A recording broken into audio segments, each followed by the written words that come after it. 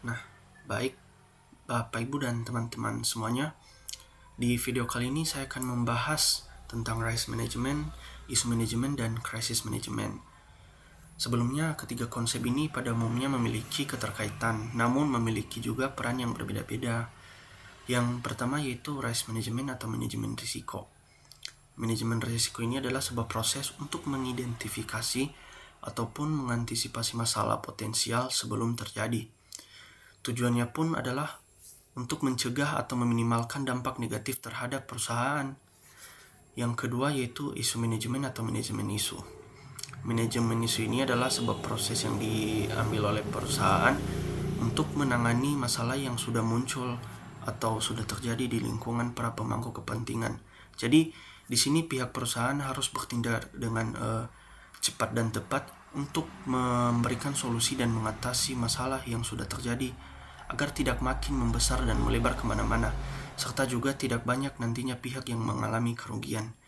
Yang ketiga yaitu crisis management atau manajemen krisis adalah respon perusahaan terhadap isu yang telah berkembang menjadi ancaman besar bagi kelangsungan perusahaan. Dan ini adalah tahap yang paling kritis serta membutuhkan reaksi yang cepat dan tepat dan terkoordinasi serta strategis.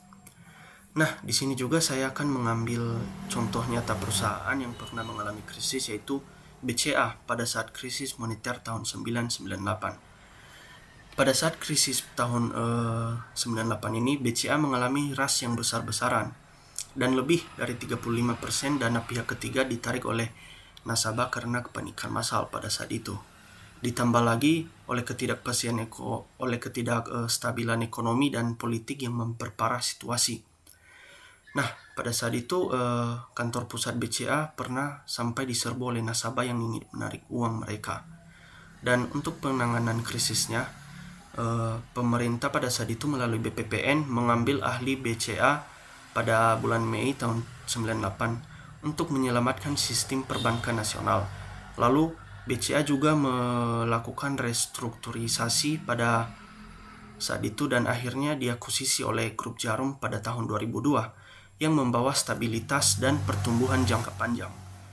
Lalu setelah krisis diperkenalkan juga yang namanya Lembaga Penjamin Simpanan atau LPS untuk mencegah kepanikan serupa yang bisa dibayangkan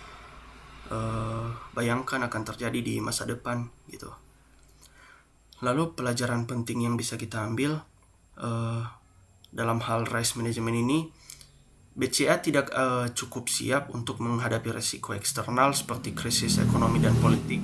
Ini yang menunjukkan nantinya pentingnya skenario perencanaan dan diversifikasi risiko. Lalu untuk isu manajemen, ketika isu kepercayaan publik mulai muncul, respon yang lambat bisa memperparah keadaan. Dan di sini dibutuhkan yang namanya komunikasi proaktif untuk mempercepat penanggulangan atau penanganan itu semua.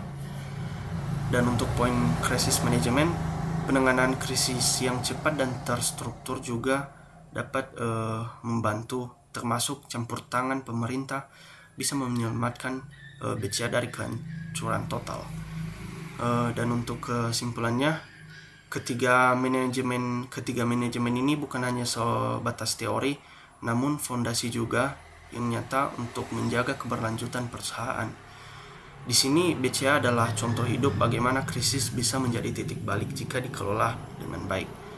Baik teman-teman, sekian penjelasan dari saya. Jika ada kesalahan kata mohon dimaafkan dan dimaklumi. Terima kasih.